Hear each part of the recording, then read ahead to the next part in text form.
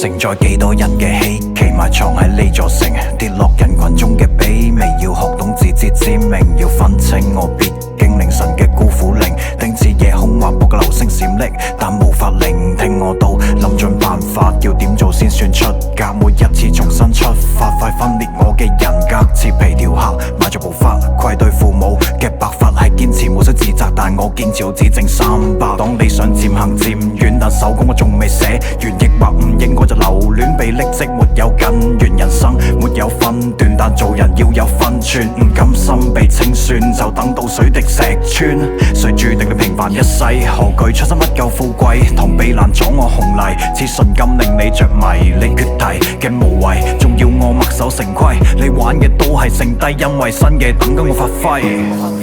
多少風交與錯，多少唏噓跌與蕩，如何可找到滿座？在冷雨中秋狂，終歸要夢醒。睜開眼，迷霧裏一去不返，終歸要算清。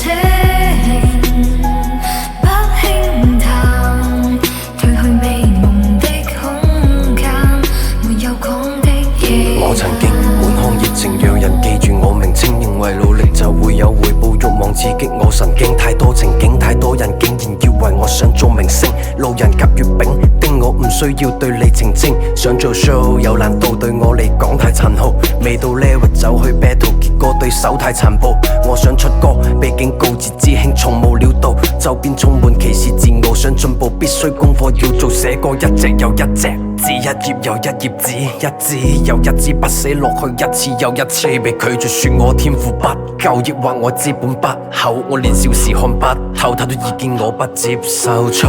與對嘅分別我有考慮過，我想象過為生活屈膝變到不是我掙扎過，我衝動過，我克服過，我失落過，我所經歷過嘅事情瞬間好似錄像機在播放，歡笑嘅過往，失落編織嘅夢，笑與淚嘅片段回望，我一幀幀在看，回顧從前所付出嘅一切，彷彿像是夢境，我選擇不再淡定沉溺，因為正在夢醒。